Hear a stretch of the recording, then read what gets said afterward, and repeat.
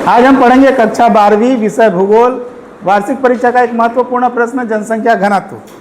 तो जनसंख्या घनत्व किसे कहते हैं? ये आता है 1 या 2 नंबर का क्वेश्चन।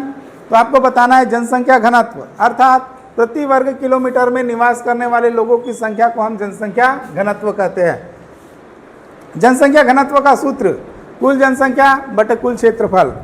जनसंख्या वितरण को प्रभावित करने वाले कारक, तो जनसंख्या वितरण को प्रभावित करने वाले कारकों को हम 3 भागों में बांटते हैं। पहला भौतिक कारक, दूसरा आर्थिक कारक और तीसरा सामाजिक एवं सांस्कृतिक कारक। भौतिक कारक के अंतर्गत पहला जल की उपलब्धता।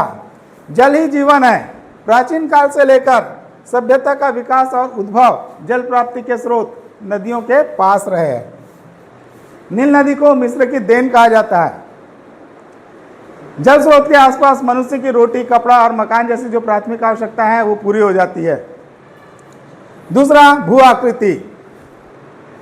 मैदानी भागों में जीवन निर्वाह की सारी सुविधाएं उपलब्ध होती है, इसलिए यहाँ पर जनसंख्या सर्वाधिक पाई जाती है। मैदानी भागों में मनुष्य कृषि, पशुपालन, उद्योग, व्यापार, परिवहन, शिक्षा, स्वास्थ्य सुविधाएं, औद्योगिक विकास सबसे अधिक करता है, इसलिए जनसंख्या मैदानी भागों में सर्वाधिक पाई जाती है। जबकि उष्ण क्षेत्र, मरुस्थलीय क्षेत्र, पर्वतीय क्षेत्र, भूमध्य रेखीय क्षेत्रों में जनसंख्या का घनत्व कम पाया जाता है। तीसरा जलवायु। मनुष्य उन्हीं स्थानों पर रहना पसंद करता है जहाँ की जलवायु उत्तम होती है। उत्तम जलवायु होने के कारण वहाँ पर स्वास्थ्य, शिक्षा, कृषि, उद्योग, व्यापार सारी चीज़ों का विकास होता है। उत्तम जलवायु होने के कारण मनुष्य की कार्य क्षमता में वृद्धि होती है।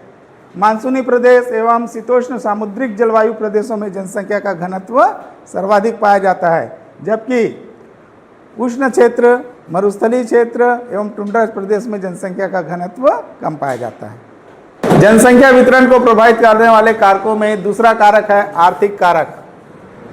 आर्थिक कारक के अंतर्गत पहला खनन एवं उद्योग।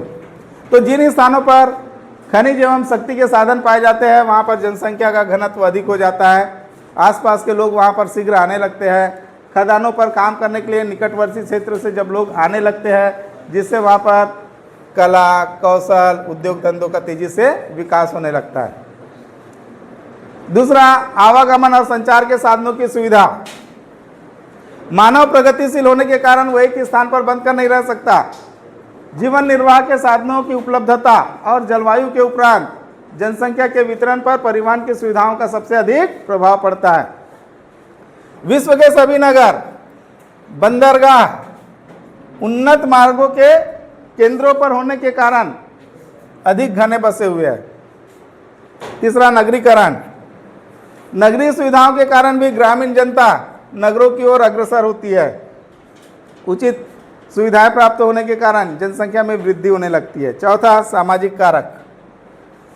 मानव के आर्थिक विकास पर जाति, धर्म, सामाजिक परंपराओं का भी प्रभाव पड़ता है। जहां पर जीवन और संपत्ति की सुरक्षा हो, शक्तिशाली और न्यायपूर्ण शासन व्यवस्था हो, वहां पर जनसंख्या का जमाव बहुत अधिक हो जाता है। पूर्वी एशियाई देशों में संयुक्त परिवार प्रणाली होने से अनेक परिवार एक साथ मिलकर रहते हैं।